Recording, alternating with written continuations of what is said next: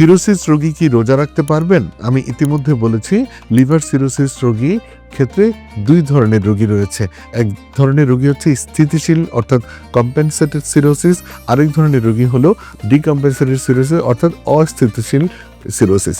Compensated cirrhosis অর্থাৎ স্থিতিশীল cirrhosis তারাই যাদের লিভার সিরোসিস রয়েছে কিন্তু এর কোনো জটিলতা তেমন নেই, যেমন জন্ডিস নেই, পেটে পানি নেই এবং এনকেফালোপ্যাথির ফিচার নেই, অর্থাৎ স্থান কাল পাত্রজ্ঞান শূন্য হয়ে অসংলগ্ন আচরণ, অসংলগ্ন কথাবার্তা বলা, চিনতে না পারা, ভুলে যাওয়া, এই ধরনের কোনো সমস্যা নেই।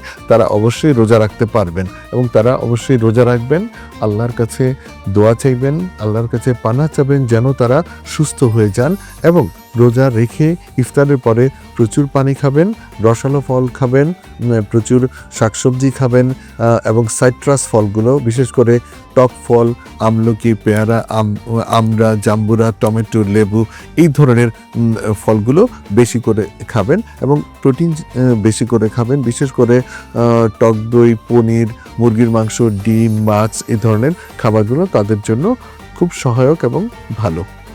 তাহলে কম্পেনসেটেড লিভার সিরোসিস রোগীরা অবশ্যই রোজা রাখবেন।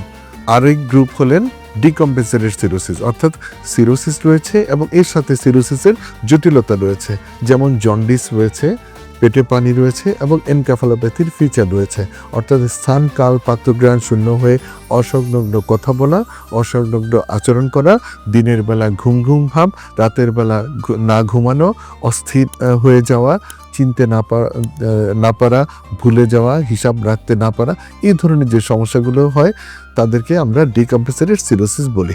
এই ধরনের রোগীদের ক্ষেত্রে পরম করুণাময় আল্লাহ নিশ্চয়ই তাদেরকে মাফ করে দেবেন এবং আমরা চিকিৎসকরা বলে থাকি তাদের রোজা রাখার প্রয়োজন নেই, কেননা তাদের হেপাটিক রিজার্ভ কম থাকে, অর্থাৎ লিভারের যে শক্তি সঞ্চয় করার ক্ষমতা সেটি খুবই কম থাকে এবং এদেরকে বলা হয় কিছুক্ষণ পর পর অল্প অল্প করে খেতে বলা হয়, যাতে লিভারটি তার কার্যক্ষমতা অক্ষুণ্ণ রাখতে পারে এবং লিভার যাবতীয় শারীরবৃত্তীয় কাজটি সচল থাকে। আপনারা জানেন লিভার এমন একটি বিস্ময়কর অঙ্গ যার 85% নষ্ট হয়ে গেলে পরেও সেই লিভার কিন্তু কিছু কিছু কাজ চালিয়ে যেতে পারে। পরম করুণাময় অসীম দয়ালু আল্লাহ লিভারকে সেইভাবে তৈরি করেছেন, তাহলে এই নষ্ট লিভার দিয়েও আমরা কিন্তু চালিয়ে যেতে পারি। তাহলে কথাটি কি হলো যে রোজায় অবশ্যই লিভার সিরোসিস রোগীরা রোজা রাখতে পারবেন।